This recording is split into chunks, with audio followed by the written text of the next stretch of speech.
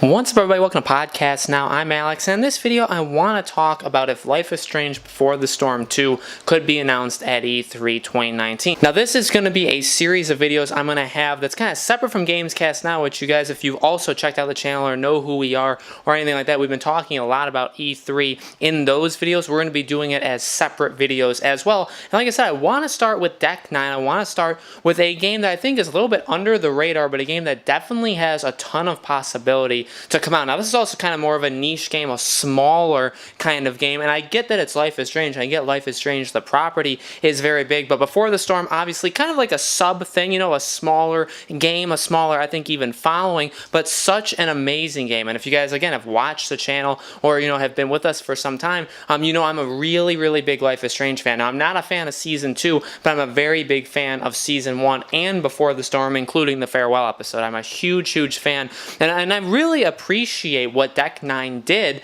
with Life is Strange Before the Storm, and to this date, right now, it's the last great Life is Strange, you know, kind of episodic arc that we've gotten. Like I said, I really, really do not like Season 2, so me personally, I'm very, very hopeful this happens, and there's some things to back us up. No one really knows what Deck 9 is doing. They've been very, very silent ever since Before the Storm. They had talked about, even when Before the Storm came out, that they would be very interested to make more games in the Life is Strange universe, and you know what? It's like, why not? They are very, very talented. They've proven that they can take properties that were established and characters in a world that was established with Don't Nod and make it their own and do some very unique things. You know, a smaller game for sure, and a game that's, again, focusing on Chloe. There's really no powers involved. I mean, there's like that talkback feature, but no, you know, major power. It was only 3 episodes, then we did get the farewell episode, but very, very different. You know, it was just a breath of fresh air, and it did kind of start to make Life is Strange become this bigger thing. You know, this property that it's not just the main entries, but it's also,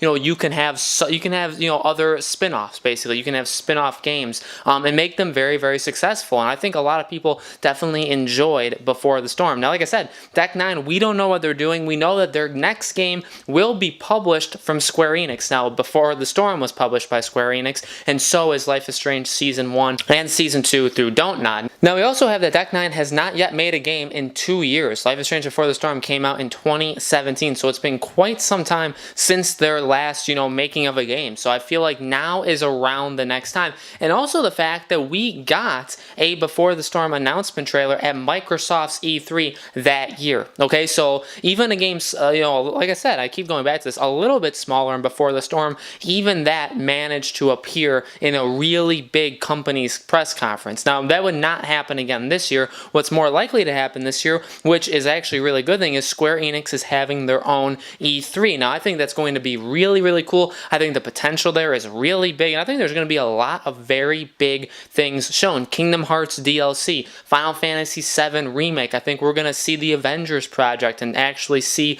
you know, a main trailer or even some gameplay. So we're going to see a lot of really big things, but Life is Strange is a pretty important franchise to them, considering, again, if Deck 9 does come out with another game in the Life is Strange universe, that would then be 4 Life is Strange games, and we kind of be getting a little bit of everything, right? We'd be getting a lot of spin-offs of this franchise, so it really would start to become a franchise. So I think it's a highly, highly likely thing that we see what Deck 9 is doing, and I definitely do believe that Deck 9 is making that another Life is Strange game. Now the question would then become this, and this is kind of where I want to take this, is would it be a Before the Storm 2? I don't know. I think the odds of that are kind of low, even though I do remember seeing articles back in the day where they said they'd be up to make a Before the Storm 2. So I know that, you know, they basically even said that we would do it. You know, if given the opportunity, we would do it. I understand that, but at the same time, how much more are you going to do in between the events of Life is Strange and Before the Storm? You know, Before the Storm came a couple years before,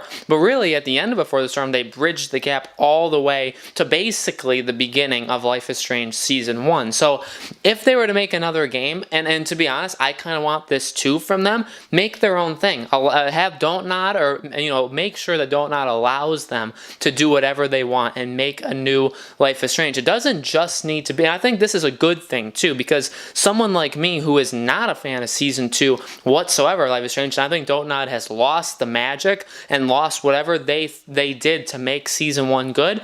I made a video a couple months ago talking about if Deck 9 could have done a better job at Season 2 of Life is Strange. And I think the answer could maybe even be yes, because what Season 2 basically is just a brand new circumstance, right?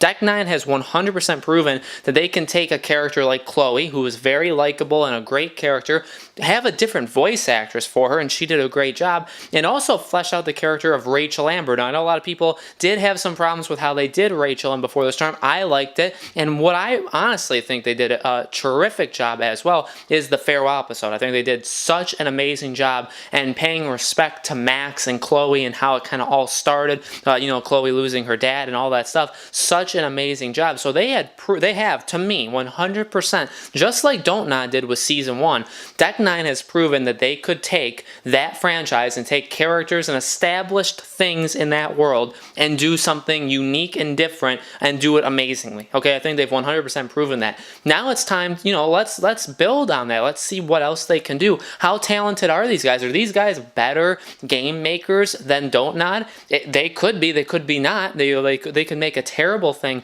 on their own, but give them the chance. Let's see if they were to make a whole new thing. They can maybe use Max and Chloe if they want. Maybe they can use Sean and Daniel, but I honestly would really want them to make their own thing. Let's get basically a Season 3 going, but with a different team.